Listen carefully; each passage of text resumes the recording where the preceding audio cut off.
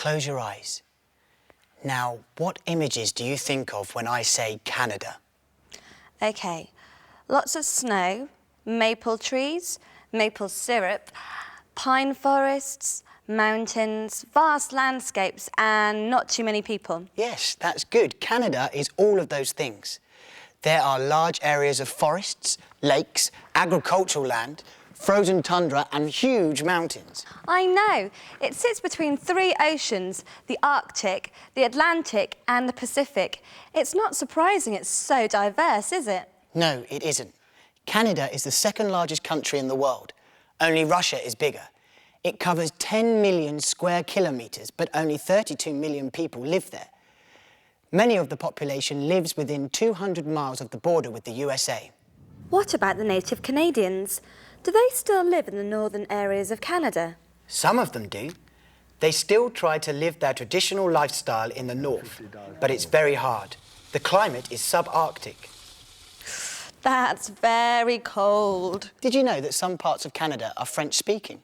No, I didn't. Canada's a really interesting place. Two of my favourite singers, Avril Lavigne and Nelly Furtado, are both Canadians. Let's find out more about this fascinating country.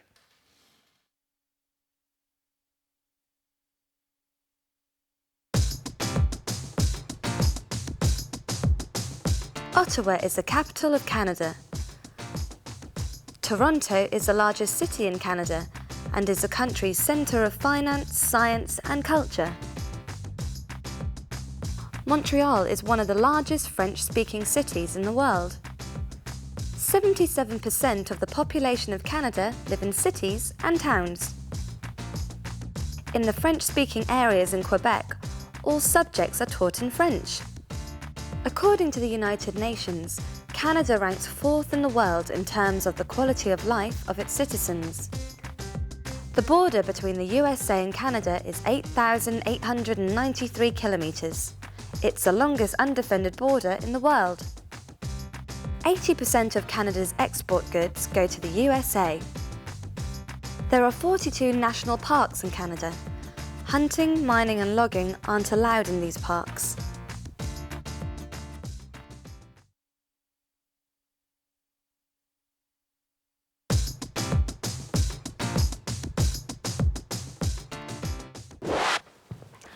I don't know much about Canada's history.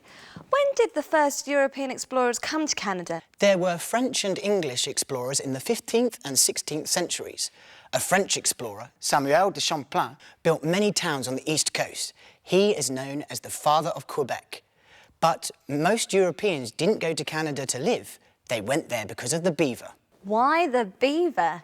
In the 17th century, beaver hats were very fashionable in Europe. Hundreds of men went there to trade beads, iron pots and knives for beaver fur. Fishing was very important too, wasn't it? That's right. The English, French, Spanish and Portuguese all fished in the waters around Newfoundland. Gradually, some of those people started to settle on the land. I bet that caused problems. It did, especially between the French and the English. They fought each other for the land for hundreds of years. Thousands of native Canadians were killed in the battles. Canada was under French control for a while, but in 1759 the English conquered Quebec, and that victory gave them the whole of Canada. I bet the people of Quebec weren't happy about that. No, they weren't. They were very angry. It's still a sensitive issue for them. In 1867, Canada became self-governing, but maintained its links to the British Crown. So Queen Elizabeth II is the head of state in Canada. I see. But Quebec is still a French-speaking state, isn't it? That's right. And many people in Quebec don't want to be ruled by an English-speaking government. They want to be independent. Quebec had a referendum about becoming an independent country in 1995. And what was the result? Surprisingly, they voted to remain part of Canada. Well, the French language in Toronto has little to no effect on me, but if I was to live in Quebec, I'd have to speak both languages. Bonjour, je m'appelle Marie-Ève, j'ai 14 ans. Ça, je vais vous parler de la fête du Canada. One of the advantages to having a French-speaking region in Canada is that it's made us more multiculturally aware.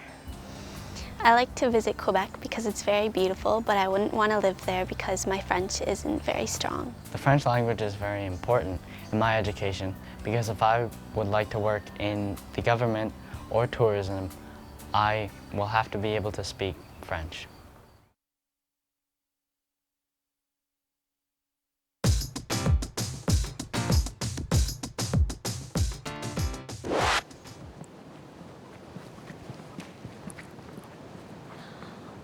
Wow, that looks fantastic. I would love to do that. Whitewater rafting originated in Canada, didn't it? Yes, it did. The northern part of Canada has hundreds of miles of whitewater rapids on its rivers. You have to be very experienced to take a raft on these waters. Look at this. That looks a bit too dangerous for me. But that's not what canoes were originally for, is it? I've seen old pictures of native Canadians in kayaks and canoes. The first canoes were used for hunting, fishing and travelling, not for fun. What other sports are popular then? People go riding, hiking and camping in the national parks. And don't forget the wildlife. You can see caribou, bison, grizzly bears, wolves and golden eagles all in their natural habitat. Canadians love being outdoors and they love sport. The sports I play are ice hockey and lacrosse. The sport I like to play is soccer, and I also enjoy watching it on TV. The sports that I like are soccer in the summertime and snowboarding in the winter. Ice hockey is one of the national sports. The Canadians won both the men's and the women's ice hockey championships during the last Winter Olympics. Of the other sports, the most popular are alpine skiing, swimming, baseball, tennis, basketball, which was invented by a Canadian, and golf. Lacrosse is the other official national sport. Lacrosse? That's a terrifying game. It is. It's fast and violent. You can hit your opponent with your lacrosse stick, but only if your hands are in the right position. It takes a lot of skill to play well. I think I'll stick to tennis. It's a lot safer.